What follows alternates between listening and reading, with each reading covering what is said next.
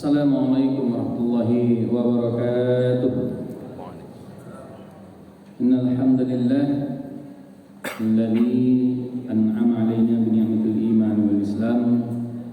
Asyhadu an la ilaha illallah wahdahu la syarika lah wa asyhadu anna Muhammadan 'abduhu wa rasuluh.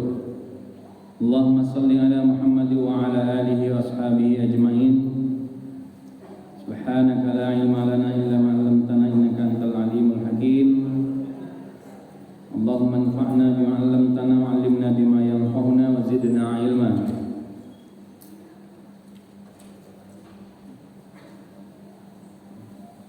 Bapak Ketua RW yang kita muliakan, Bapak Ketua RT yang hadir, Ketua Pengurus Masjid serta jajaran, Bapak Ibu sekalian, jamaah Maghrib Masjid Nurul Muslimin muliakan Allah Ta'ala. Kita bersyukur kehadiran Allah pada malam hari ini dipertemukan dalam majelis yang insyaallah majelis bagian dari taman-taman surga yang dirindukan dan dicari-cari oleh para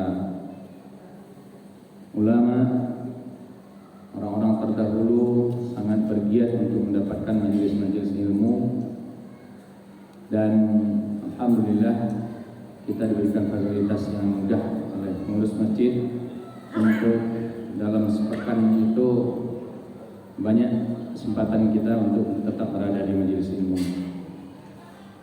Kita juga menyampaikan salawat dan salam buat Nabi kita tercinta Nabi Muhammad SAW. Allahumma salli ala Muhammad wa ala ali Muhammad. Yang sunnah-sunnah beliau menjadi pegangan kita dalam beribadah, dan diantara sunnah beliau adalah berkorban yang pelaksanaannya itu di waktu tertentu, menyembelih hewan tertentu dengan niat tertentu untuk mendekatkan diri kepada Allah SWT. Bagi sekalian muliakan Allah Ta'ala, pada malam hari ini kita diberi kesempatan untuk menyampaikan beberapa hal terkait dengan persiapan ibadah kurban di negeri kita ini, di kampung kita ini. Dan ini juga mudah-mudahan juga menjadi motivasi bagi kita semua, beranjak dari firman Allah Subhanahu wa taala, a'udzubillahi minasyaitonir rajim, inna a'tainakal kautsar fasholli lirabbika wanhar inna syani'aka huwal abtar.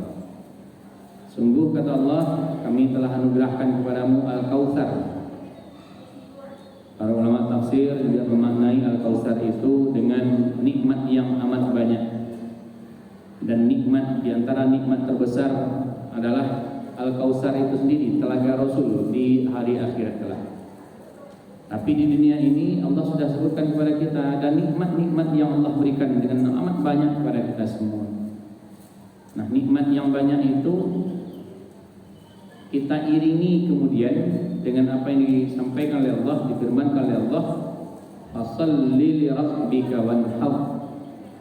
Karena telah diberikan nikmat yang banyak, hendaklah kalian, kata Allah, menegakkan salat dan berkurban.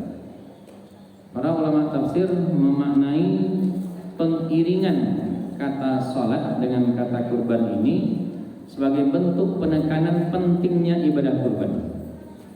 Betapa pentingnya ibadah kurban bagi orang-orang yang beriman, bagi orang-orang muslim. Kenapa? Karena disandingkan, mengiringi perintah sholat. Karena itu dari ayat ini sebagian ulama fikih dan ulama hadis menyebutkan hukum kurban itu bisa sampai kepada wajib. Tapi jumhur ulama menyebutkan hukumnya sunnah muakkadah. Sambil itu juga Rasulullah juga pernah mengingatkan kepada kita, man kana lahu sa'atan, barang siapa yang baginya ada kelapangan. Untuk apa? Untuk berkorban, untuk menyembelih hewan.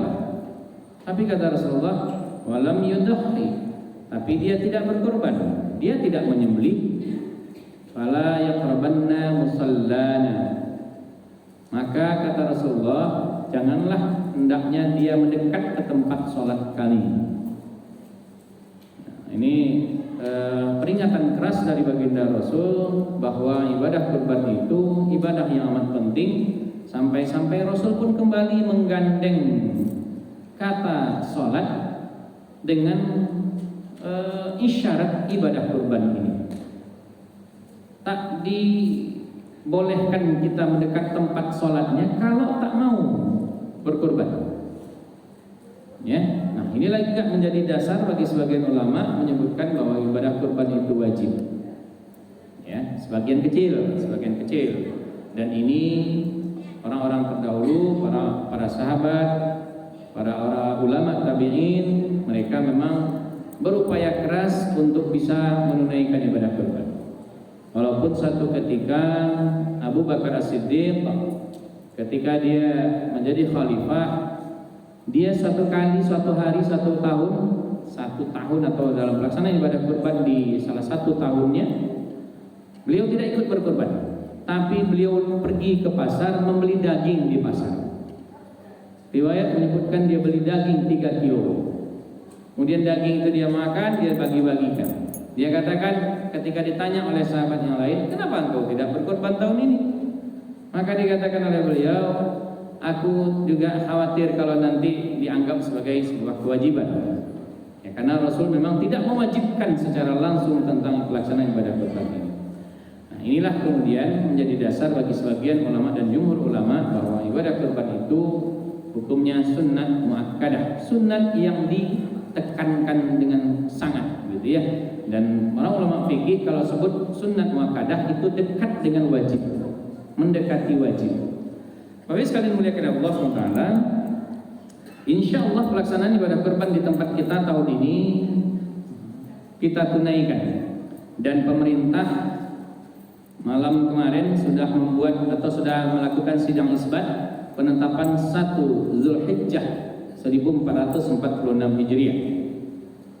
Saya tunggu-tunggu juga gitu ya, karena memang Pak Menteri kita pernah menyampaikan di waktu pembukaan manasik akbar jamaah haji beberapa waktu yang lalu. Ya, setelah Lebaran itu ada manasik haji akbar yang digelar oleh Kementerian Agama. Itu beliau menyebutkan ada isyarat bahwa beliau katakan kepada jamaah ketika itu, alhamdulillah, bersyukurlah Bapak Ibu sekalian jamaah haji tahun ini, karena haji tahun ini insya Allah haji akbar, karena 9 Zulhijjahnya jatuh pada hari Jumat. Dan ternyata berdasarkan pengamatan, penglihatan, hasil hisab ru'yat, hasil ru'yatul hilal, bahwa didapati di satu tempat di tanah air kita ini, tepatnya di Aceh, itu bulan terlihat. Karena bulan terlihat, hilal terlihat, maka sebagaimana perintah Rasul, berpuasalah kamu ketika melihat hilal, berbukalah kamu ketika melihat hilal. Dan termasuk juga awal atau hilal dari musim haji atau bulan Zulhijjah itu juga didasarkan pada hilal yang terlihat. Dan saya tunggu-tunggu juga informasi dari Tanah Suci.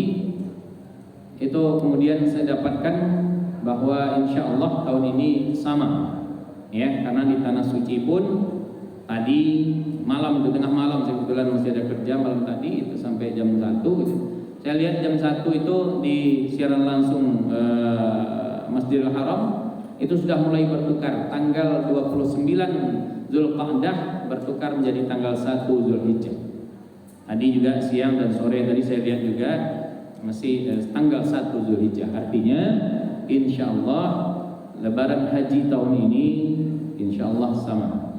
Nah, karena itu ada beberapa hal yang terkait dengan pelaksanaan ibadah kurban di negeri kita ini, di kampung kita ini, di lingkungan kita ini. Karena hari raya Idul Adha 10 Zulhijjah itu jatuh pada hari Jumat, maka mengingat, menimbang, kemudian memutuskan, nah ini ya, Insyaallah peserta kurban kita sudah mencapai sapi yang ke-21. Kalau dalam hitungan itu ya, belum tertulis itu ada 2 orang yang belum tertulis, 1 orang ya. Nomor 7-nya sudah Pak Haji Jamalus di belakang itu berarti nomor 7 20 itu sudah ini.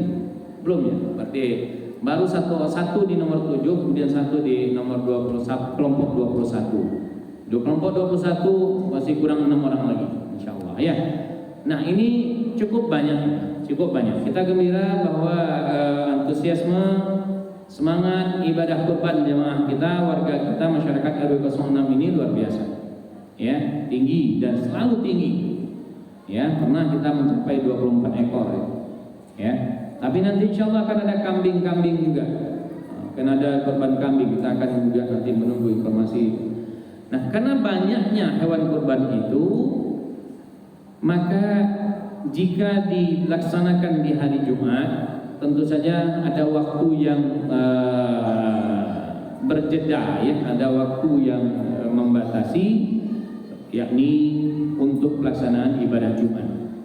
Walaupun sebenarnya ya, para ulama fikih juga menyebutkan andai Idul Adha itu di hari Jumat atau hari raya itu jatuhnya di hari Jumat, apakah itu hari raya Idul Fitri maupun hari raya Idul Adha, maka boleh tidak melaksanakan ibadah Jumat, tidak melaksanakan sholat Jumat. Ya, artinya zuhur penggantinya seperti biasa. Kenapa? Karena sudah sholat berjamaah, sholat idnya. Tapi ini tidak umum, karena memang sifatnya boleh. Ya, sifatnya boleh, tidaklah anjuran yang dikuatkan. Oleh karena itu, karena ini tidak umum, maka kita pernah, tidak salah tahun 1438 Hijriah. Saya tengok data-data saya di laptop itu, tahun 1438 Hijriah, tepatnya 2000 berapa itu? 2017 ya, tidak salah ya. Itu juga kita di hari Jumat. Karena itu kita nyembelihnya di hari Sabtunya. Saya lihat itu tanggal penyembelihan itu hari Sabtu. Foto-fotonya juga di hari Sabtu. Pernah kita laksanakan seperti itu. Nah, karena itu insya Allah pelaksanaan penyembelihan hewan kurban akan kita laksanakan di hari Sabtu dan akan kita mulai lebih cepat. Kalau kalau di hari raya Idul Adha-nya biasanya kita mulai sekitar pukul paling cepat 8:30 kita sudah berkumpul di lapangan. Baru memulai itu 9 kurang 1/4 lah, baru kita mulai menyembelih biasanya. Ya, nah karena itu tentunya waktunya sampai jam 2, jam 3 baru bisa terbagikan. Tapi insya Allah tahun ini karena dia di hari yang bebas, hari tasyrik pertama, tanggal 11 Zulhijjah, maka mudah-mudahan nanti akan lebih cepat lagi. Ya, akan lebih cepat lagi memulainya dan diharapkan nanti jam 7 kita sudah berada di lapangan dan kita sudah mulai proses penyembelihan ini. Nah, sekalian muliakan Allah Taala. Itu dari sisi hewan dan kita sudah memesan sapi sebanyak lebih sekitar 20 ekor baru ya. Ditambahannya insya Allah nanti akan kita kontak lagi karena memang janjinya seperti itu. Kalau nanti ada tambahan lagi tempat kita membeli sapi itu insya Allah mereka siap menyediakan seperti yang kita harapkan ukuran yang sama insya Allah. Baik sekalian muliakan Allah Taala. Itu yang pertama tentang pelaksanaan. Kemudian yang kedua bahwa untuk pelaksanaan tahun ini, sebagaimana juga sudah pernah disampaikan dan Pak Buya Ketua Masjid juga selalu mengingatkan kita bahwa pada tahun ini, insya Allah untuk distribusi daging kurban itu akan ada sedikit perubahan dari tahun-tahun sebelumnya. Kalau tahun sebelumnya kita distribusikan daging itu sama rata seluruhnya, seluruh warga itu sama rata. Yang di rumah itu 1 orang saja, ya, itu sama dengan isi kantongnya sama dengan yang di rumah lain itu 7 orang, 8 orang atau mungkin 10 orang, sama isinya, ya, sama isinya. Dan untuk tahun ini hasil dari pelajaran jamaah kita, bapak-bapak kita yang sudah beberapa kali ke Jogokarian, ya, maka ini pun jadi perhatian kita di Masjid Yogyakarta sana, dan sekarang sudah banyak diadopsi, ditiru oleh masjid-masjid lain. Di Pekanbaru juga sudah ada yang melaksanakan itu, yakni distribusi daging kurban kepada warga masyarakat itu berdasarkan jiwa, ya, berdasarkan jiwa. Jadi kalau di Jogja itu, di Masjid Jogokarian itu bahkan ada yang sampai satu jiwa itu, karena memang jumlah korbannya itu sampai di atas 50 ekor. Di masjid itu di atas 50 ekor korbannya. Ada yang sampai 150 ekor. Jadi terkadang warga itu dapatnya banyak. Kalau semakin banyak jumlah orang warga di rumah itu, ya, jumlah jiwa di rumah itu, tentu nanti dikalikan per jiwa. Nah, untuk kita adopsi tapi tidak sepenuhnya seperti yang dilaksanakan di Jogokarian. Kita adopsi dengan memodifikasi. Artinya kita tidak betul-betul per jiwa, tapi kita buat klaster. Ya, kita buat pakai klaster. Klasternya itu ada 4 klaster yang kita sediakan, yang kita coba akomodir dari warga kita. Yang pertama, klaster A. Klaster A itu jumlah rumah atau jumlah KK yang anggotanya itu 1 sampai 2 orang. Dan untuk di kita ini jumlah yang 1 sampai 2 orang itu setelah kita data itu sebanyak 137 KK. Jadi 137 KK di lingkungan RW 06 ini jumlah anggota KK-nya itu termasuk ke kepala keluarganya itu ada yang 1 dan 2. Kebanyakan 2. Yang 1 mungkin ada 3 atau 4 KK ya. Ada 137 KK. Nah, 137 KK. Kemudian klaster yang kedua, klaster B, klaster 2 itu jumlah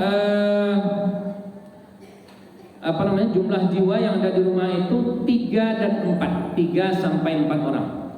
Jadi kalau di rumah itu ada 3 sampai 4 orang, kepala keluarganya, kemudian istri, kemudian ada anak 1, itu 3, atau anaknya 2, berarti 4. Nah, ini masuk klaster B, klaster 2. Klaster 2 ini di lingkungan kita ini ada 243 kepala keluarga. Ya, 243 KK. CRW, ya, di RW. Kemudian klaster yang ketiga, klaster C, itu klaster C ini yakni jumlah KK-nya itu, jumlah jiwa di KK itu 5 dan 6 orang, 5 sampai 6 orang. Jadi kalau misalnya di rumah itu ada suami, istri, anak 3 orang, berarti 5. Ya, ada lagi orang tuanya di rumah itu tinggal, berarti 6. Nah, 5 sampai 6 orang ini maka kita kelompokkan di klaster C. Klaster C, ya, yang itu jumlahnya di lingkungan kita ini ada 109 KK. 109 KK. Bapak Ibu sekalian, klaster yang keempat, klaster D, itu klaster D, jumlah anggota keluarga KK-nya itu berjumlah 7 dan 8 orang, setengah lebih. Ya, dari data kami tidak ada yang lebih dari 8.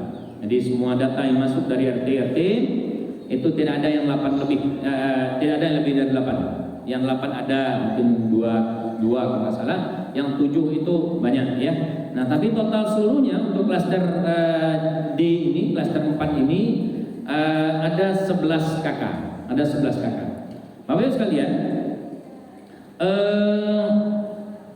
dengan demikian total KK yang ada di lingkungan kita ini sudah masuk datanya dari RT-RT, dan kita sudah coba cross check ke beberapa petugas ya. Itu 500 KK seluruhnya, 500 KK ya. Jadi seluruhnya klaster 1 137, klaster 2 243, klaster 3 109, dan klaster 4 itu 11, maka totalnya 500 KK. Nah, ini nanti akan menjadi bagian dari penghitungan dalam distribusi daging kurban kita. Kemudian teknik pembagiannya nanti insya Allah, kalau selama ini kita memberdayakan para ketua RT dan tim, maka tahun ini nanti tentu akan ditunjuk beberapa orang, paling tidak ada 4 pos nanti, 5 dengan pos peserta, ya. 4 pos ini nanti akan kita tugaskan untuk mengkoordinir pembagian atau distribusi kantong-kantong bagian untuk peserta, kemudian untuk keluarga, ya. Nanti panitia nanti akan kita bentuk lagi karena memang ini tersendiri, ya, ini tersendiri panitia. Nah, Bapak sekalian, artinya nanti ketika warga, ya, ketika kita warga mendapat kupon, maka di kupon kita itu insya Allah akan tertulis klaster berapanya. Ya, kalau biasanya kan RT nanti RT 1, 2, 3, 4 misalnya dikasih nomor, nanti ditukar per RT. Kalau sekarang nanti insya Allah akan nanti didistribusikan kuponnya itu akan tertulis nanti klaster. Jadi bisa saja warga RT 01 ada yang di klaster 1, 2, 3, dan 4. Demikian di RT lainnya, ya. Nah, jadi akan ditemukan nanti oleh petugas tidak lagi dari RT. Nah, cuma data-data nanti insya Allah kita sudah siapkan datanya. Data per RT, ya, itu sudah ada datanya. Kami sudah mencoba merangkum hasil data tersebut. RT 01 ini ada 91 KK, ya, 91 KK dengan jumlah jiwanya 343 jiwa, ya.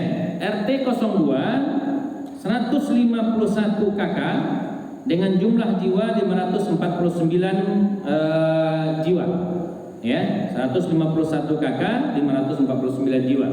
Kemudian RT 03 130 KK dengan jiwa 416. Jadi 130 KK 416 jiwa. Dan RT 04 134 KK dengan jiwa 468. Ya, 468 jiwa. Bapak sekalian, ini kalkulasi rekapitulasi dari data yang disampaikan oleh Ketua RT kepada kami yang sudah kita rangkum, dan itu yang kemudian kita tebar ke klaster-klaster tadi, ya.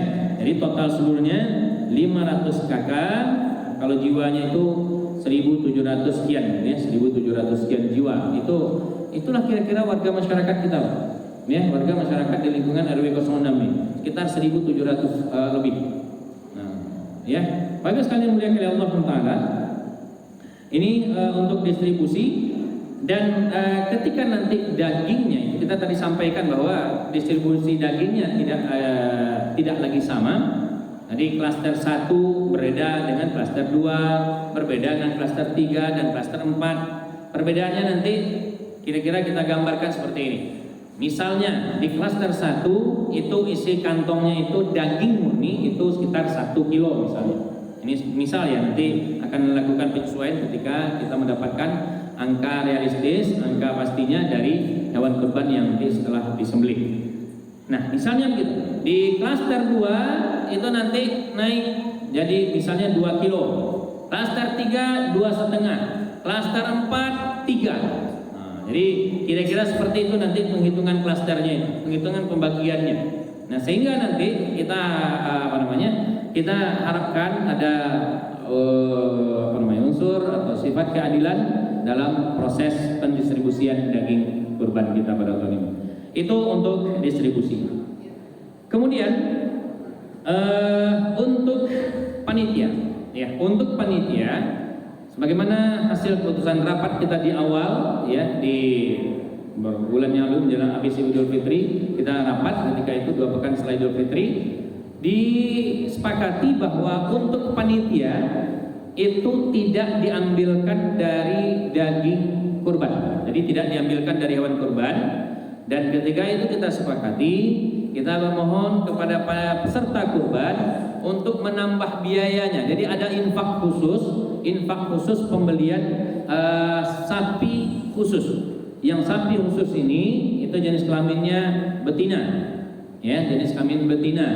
Nah, ini nanti insya Allah akan kita sembelih samaan pada hari itu dan nanti akan kita distribusikan khusus daging ini untuk panitia.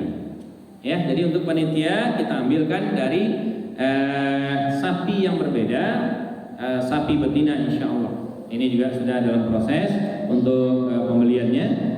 Kita sudah dapatkan beberapa harga ya, ada yang 17 juta, kemudian ada yang 16 juta. Kita nanti akan menyesuaikan itu, dan kita berharap dagingnya itu di atas 100, sehingga nanti jumlah panitia yang biasanya kita siapkan kuponnya itu ya sekitar 100, 110 biasanya kita menyiapkan kupon untuk panitia dan pekerja.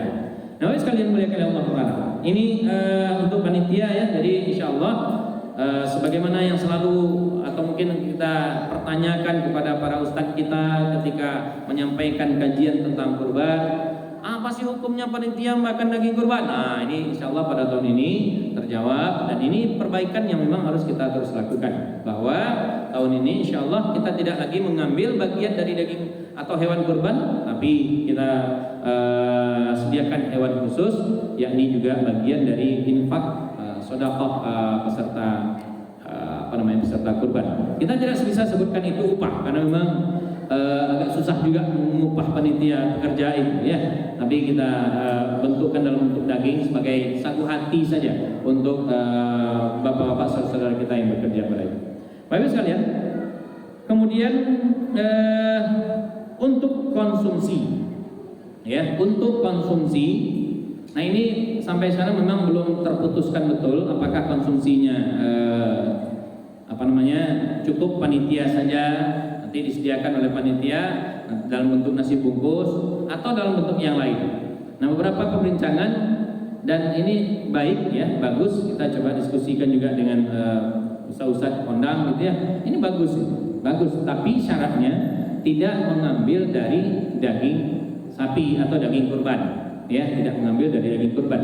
Kita coba tanya ke panitia inti, Ustaz Anizar, kemudian Pak Jamir Chan dan Pak Sigit, itu memang memungkinkan untuk disediakan, karena tahun yang lalu itu dagingnya itu memang dibeli ya Pak.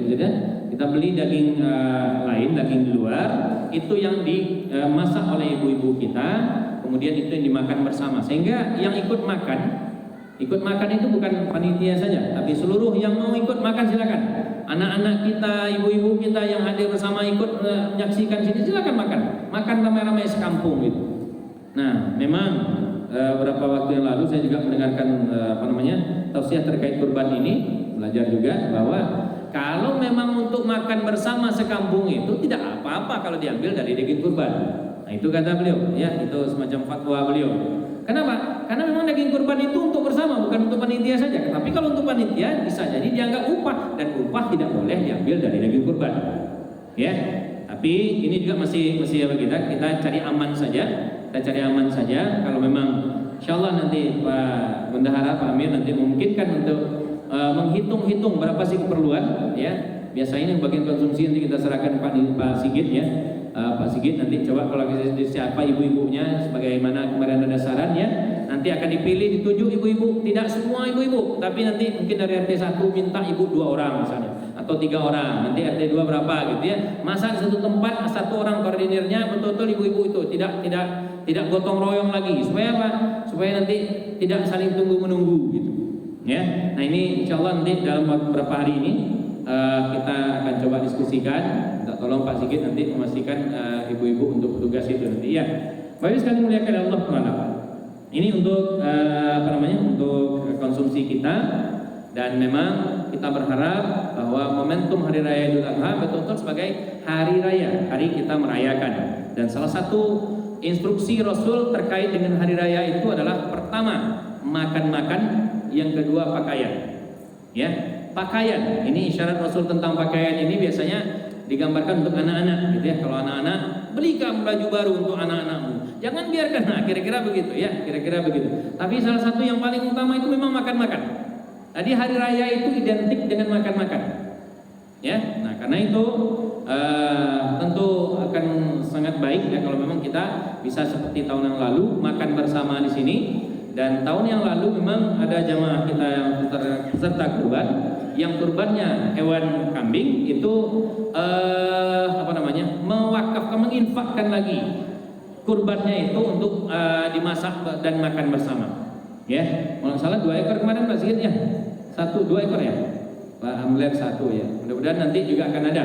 Jadi nanti akan ada seksi masak kambingnya, dan kemarin kita dapat tawaran ya, Pak Harlen yang dulu tinggal di Jalan Kepiting itu menawarkan diri untuk ikut menjadi koordinator memasak gulai kambing, karena beliau salah satu pakarnya di rumah makan Bina Rasa Jalan Riau ya. Bapak Ibu sekalian muliakan oleh Allah Taala, ini beberapa hal terkait dengan terkait dengan pelaksanaan ibadah kurban kita pada tahun ini. Dan selanjutnya mungkin ada yang kita ingin diskusikan, silakan Bapak. Ibu-ibu gimana Ibu? Siap Ibu kalau nanti ditunjuk Bu ya? Siap, insya Allah Pak Sigit nanti siap. Yang lain silakan Bapak. Bapak mungkin kalau ada yang ditanyakan, silakan Pak Jisa.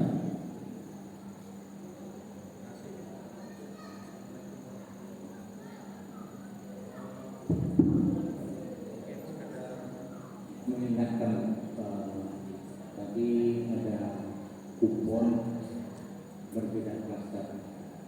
Mungkin saran saya dibedakan juga warna. Jadi setiap klaster itu dari nanti yang menerima juga yang klaster 1, 2, 3 ada perbedaan. Itu sekedar informasi dan saran. Terima kasih. Assalamualaikum warahmatullahi wabarakatuh. Waalaikumsalam warahmatullahi wabarakatuh. Terima kasih Pak, saran yang baik Pak. Insya Allah akan kita laksanakan Pak. Kita nanti coba bedakan warnanya Pak ya. Ya. Selama ini kan kalau RT memang beda. Nah ini kan klaster mungkin Insya Allah nanti kan. Terima kasih banyak Pak. Usulannya. Yang lain Pak, silakan. Kalau ada.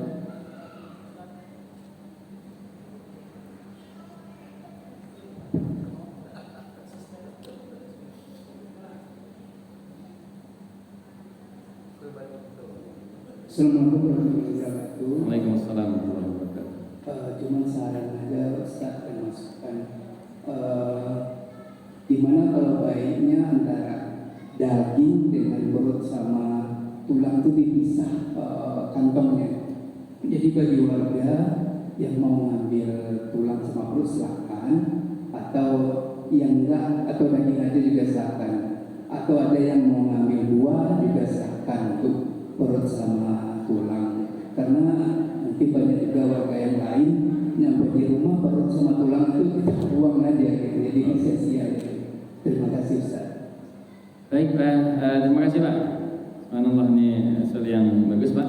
Kita coba nanti dikondisikan Pak ya, memang belum bisa dipastikan karena memang yang informasi sampai ke kita itu banyak memang kok enggak ada tulang kami. Di banyak yang protes juga, kok kami tidak dapat perut juga gitu ya. Yang ini belum kita dapatkan bahwa apa ya Pak, keluhannya. Tapi insya Allah nanti kita bisa bisa akomodir. Andai misalnya ada keluarga kita yang memang tidak menghendaki ada isi di dalam itu ya. Tapi insya Allah memang selama ini kita gabungkan memang daging, terus masukkan masukkan perut-perutnya ke dalam itu, masukkan juga tulang ke dalam itu. Agaknya mungkin saja memang agak kurang higienis gitu, tapi insya Allah selama ini aman gitu ya, selama ini aman. Nah, kita coba diskusikan lagi Pak dengan panitia ya, memungkinkan nanti kita coba dipisah gitu ya kantongnya ya, memungkinkan. Tapi biasanya panitia ini kadang-kadang mau cepat gitu, mana tahu nanti karena waktu kita lebih lapang memungkinkan ya. Insya Allah kita coba diskusikan dan siapkan nanti kalau memungkinkan kita siapkan kantongnya. Baik, masih ada Bapak Ibu? Ibu-ibu aman? Baik, kita tambahkan lagi Pak terkait dengan pelaksanaan kita nanti. Ada beberapa catatan yang yang kita evaluasi dari sebelum-sebelumnya. Di antaranya adanya semangat yang luar biasa ini bagi sebagian pekerja, semangat ya, agaknya kurang pas semangatnya itu ya. Tapi gini. Dia bekerja, tapi bagian tertentu itu dia dioper-oper gitu ya, entah itu tulangnya gitu ya, tulangnya dioper gitu, sehingga berkurang tentu saja tulang itu. Ya, maksud oper itu siapa? Ya bisa jadi dibungkus sendiri, kemudian nanti bungkusan itu tidak masuk dalam hitungan untuk seluruhnya, sehingga ya hilang sebagiannya. Nah untuk ini tentu kita ingatkan, ya, dan kita selalu mengingatkan. Waktu acara itu juga kita ingatkan, tidak ada bagian dari hewan kurban itu yang keluar, ya, dan juga tidak ada yang disisih-sisihkan terlebih dahulu. Nah, tetap semuanya harus masuk ke dalam bagian-bagian yang kita kondisikan untuk peserta dan warga, termasuk kepala, termasuk kaki, ya. Dan untuk alat-alat, alhamdulillah alat kita sudah terbantu dengan mesin untuk memotong-motong, ya, untuk memotong-motong terbantu. Mudah-mudahan tahun ini mesin 2 itu aman ya, Mas Sigit. Mesin kita yang 2 itu kemarin karena 1 itu sempat terpakai sebentar, kemudian ya kurang nyaman dipakai karena pisaunya. Nanti pisaunya kita coba ganti itu, ya. Nah kemudian alat-alat yang lain tahun ini juga kita coba sediakan, dan alhamdulillah Ustaz Rapel, ketua masjid, itu memfasilitasi sebagian yang kita butuhkan, ya. Misalnya alat-alat kemarin dibelikan sarung tangan, walaupun baru 1 ya. Nanti bisa ganti-ganti nanti siapa yang menyembelih, ya. Kemudian pisau, alat untuk asah, ya, apa namanya itu, scraping, apa ya namanya. Nah itu insya Allah sudah ada. Kemudian pisau untuk apa? Pisau untuk seset, bahasa orang pisaunya itu pisau seset, itu biasa untuk mengulit, ya. Itu juga insya Allah sudah kita pesan. Mudah-mudahan sampai dalam sehari 2 hari ini, ya. Ada 10 yang kita pesan. Nanti mudah-mudahan terbantu lah, ya, terbantu. Nah, pisau penyembelih pun kita tambah, karena memang kalau kita mengandalkan pisau yang hanya 1 atau 2 buah, ya, ini nanti khawatirnya kurang tajam, ya. Jadi kita tambah pisaunya lagi. Ada 2 buah pisau sembelih yang kita tambah, ya, supaya nanti ketika dipakai itu gantinya aman, ya. Dan kita minta bantu pengasah pisaunya. Pengasah pisau juga tidak bisa sembarangan.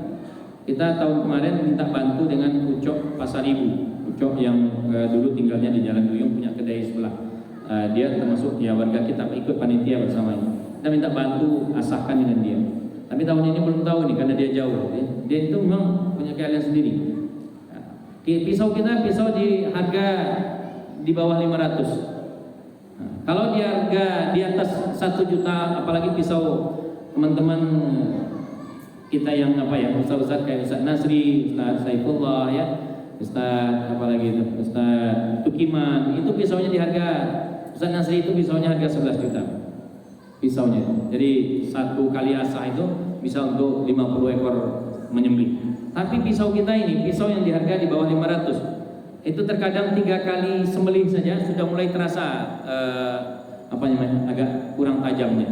Apalagi kalau sempat kemarin tahun yang lalu itu sempat ada pisau yang saya gunakan itu terkena tulangnya. Begitu semangatnya, ya, begitu semangatnya nyembelih sampai ke tulang, sehingga pisaunya itu, mata pisau sembelih ini itu berbeda dengan mata pisau untuk cincang, ya. Dia kena tulang begitu, itu langsung kalau bahasa orang punya umpang itu bahasa arti. Pokoknya sempong. Kalau gigi umpang. Ya, baik sekali. Jadi itu untuk apa ya? Untuk alat kita. Alat-alat lain yang mendukung insyaallah seperti biasa ada untuk menumbang, untuk kita kondisikan insyaallah dalam pekan ini kita akan servis alat-alat itu.